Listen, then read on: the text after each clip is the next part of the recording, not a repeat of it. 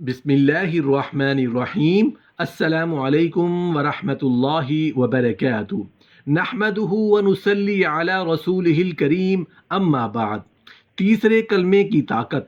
तीसरा कलमा अर्श से फर्श तक कैसे आया।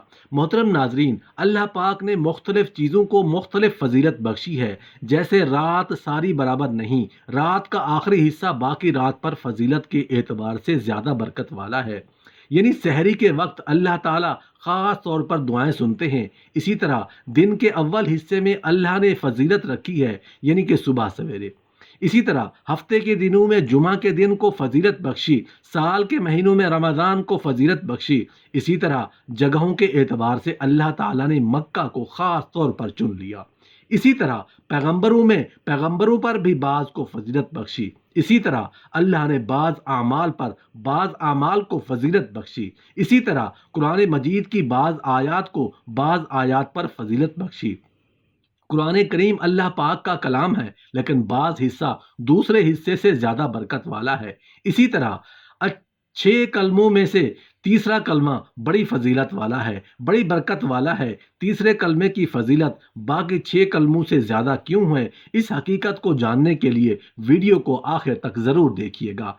तीसरा कलमा तमजीद। तमजीद मैनी बुजुर्गी। मोहतरम नाजरीन, पहले आप तीसरा कलमा और उसका तर्जमा सुन लें, फिर आपको इस वीडियो में बताएंगे कि तीसरा कलमा अर्श से फर्श तक कैसे आया और तीसरा कलमा की पावर यानी ताकत, फजीलत, बरकत और अजमत बाकी छः कलमों से ज़्यादा क्यों है। चलिए एक बार तीसरा कलमा तमजीद पढ़ लेते हैं, सीख लेते हैं। सुबहानल्लाहि वल्हम्दुलिल्लाहि वला इलाहा इल्लल्लाहु वल्लाहु अकबर वला हौला वला कुव्वता इल्ला बिल्लाहिल अलिय्यिल अज़ीम। अल्लाह पाक है और सब तारीफ़ें अल्लाह ही के लिए है और अल्लाह के सिवा कोई माबूद नहीं और अल्लाह सबसे बड़ा है। गुनाहों से बचने की ताकत, नेकी करने की तौफीक अल्लाह ही की तरफ से है जो सबसे बुलंद अजमत वाला है। सुबहान अल्लाह। मोहतरम नाजरीन, बुजुर्गान दीन फरमाते हैं कि जहनी, नफ्सियाती और मुआशरती मसाइल के शिकार हर इंसान को अल्लाह ताला के करीब लाओ, तौबा व इस्तग़फ़ार की तरफ राग़िब करो। इस सिलसिला में इस्तग़फ़ार की कसरत और तीसरा कलमा का विर्द अक्सीर साबित होता है।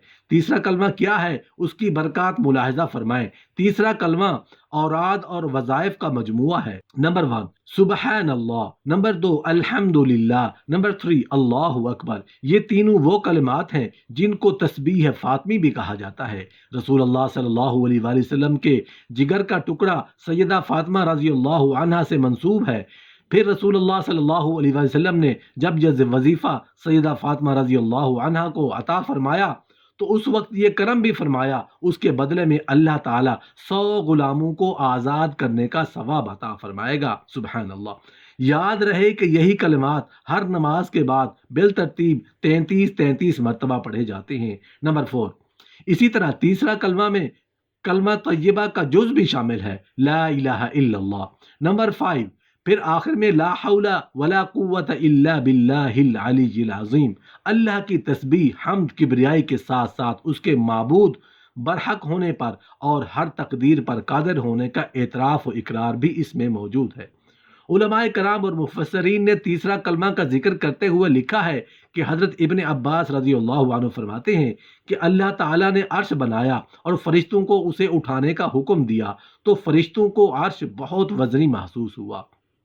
उस वक्त फरिश्तों को सुबहान अल्लाह पढ़ने का कहा गया। चुनाचे जब फरिश्तों ने सुबहान अल्लाह का वेद शुरू किया, उसको पढ़ते ही अर्श उठना आसान हो गया।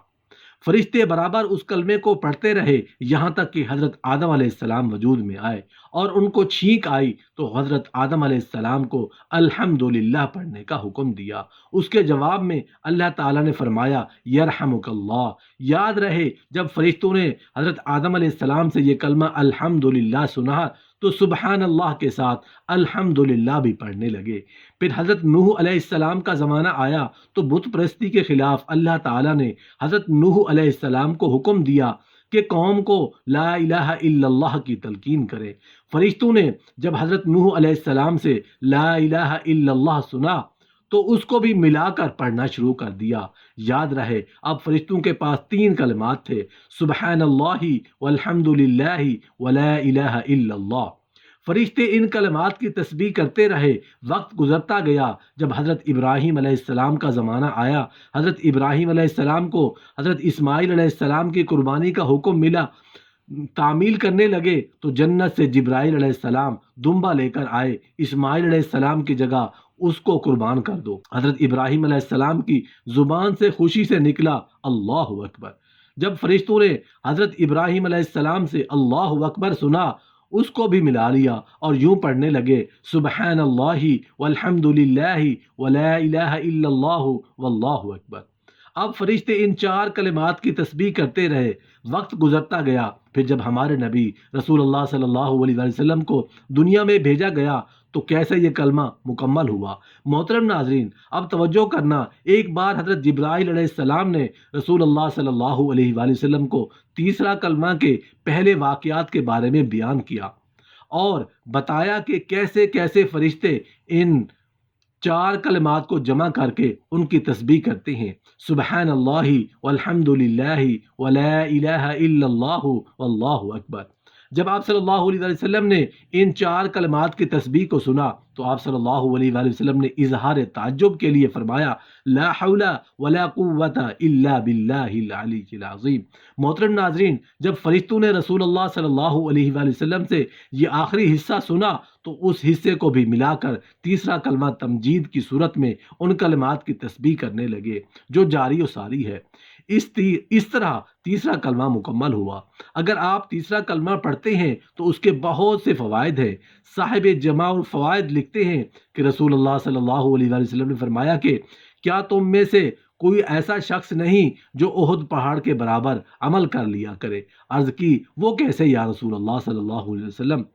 آپ صلی اللہ علیہ وسلم نے فرمایا کہ ہر شخص کر سکتا ہے، کیونکہ سبحان اللہ پڑھنے کا ثواب احد سے زیادہ ہے، لا الہ الا اللہ کا ثواب احد سے زیادہ ہے، الحمد للہ کا ثواب احد سے زیادہ ہے، اللہ اکبر کا ثواب احد سے زیادہ ہے۔ رسول اللہ صلی اللہ علیہ وسلم کی زبان مبارک اور پھر اولیاء صالحین و کاملین کے عمل سے ثابت ہوا کہ اس کلمہ میں کوئی انمول خزانہ ضرور چھپا ہوا ہے کہ رسول اللہ صلی اللہ علیہ وسلم نے تو اس میں موجود کلمات کو احد جیسے بلند مرتبہ پہاڑ سے بھی زیادہ بابرکت قرار دیا۔ بزرگان دین نے اس کے بہت سے فضائل لکھتے ہیں اور میں نے خود اپنی زندگی میں کئی بار تیسرا کلمہ کی تسبیح کو آزمایا ہے اور اب تک کئی دوستوں کو، کئی بیماریوں کو، کئی پریشان حال لوگوں کو بتا چکا ہوں۔ الحمدللہ برکتیں نصیب ہوئیں اور ہوتی رہیں گی۔ محترم ناظرین، آج بھی ذہنی سکون، گھریلو پریشانیاں، میاں بیوی کے اختلافات، رزق میں تنگی، کاموں میں رکاوٹ، مقدمات میں پریشانی، عبادات میں دل لگانے کے لیے، روحانی ترقی پانے کے لیے، جادو شیطانی اثرات اور جنات سے نجات پانے کے لیے، الغرض ایک مسلمان کے ہر روحانی مسئلے کے حل کے لیے تیسرا کلمہ ایک عظیم نعمت ہے۔ آپ نیت بنا کر تیسرا کلمہ کی یقین کامل کے ساتھ تسبیح کیا کریں، آپ کو خود ہی تیسرا کلمہ تمجید کی اہمیت، برکت اور عظمت اور فوائد و فضائل ذرا نظر آنا شروع ہو جائیں گے۔ ایک چھوٹا سا وظیفہ پیش خدمت ہے، اگر کوئی مشکل کام درپیش ہو یا سختی کا وقت ہو یا کوئی مہم درپیش ہو یا حاسدین سے حفاظت کی ضرورت ہو تو بعد نماز عشاء 111 بار تیسرا کلمہ یا حی یا قیوم برحمتک استغیث کے ساتھ ملا کر پڑھے، انشاءاللہ رحمت کا نزول ہوگا۔ اللہ پاک ہمیں دین کو سمجھنے اور اس پر عمل کرنے کی توفیق عطا فرمائے۔ اللہ کے ہر کام میں ضرور کوئی نہ کوئی مصلحت ہوتی ہے۔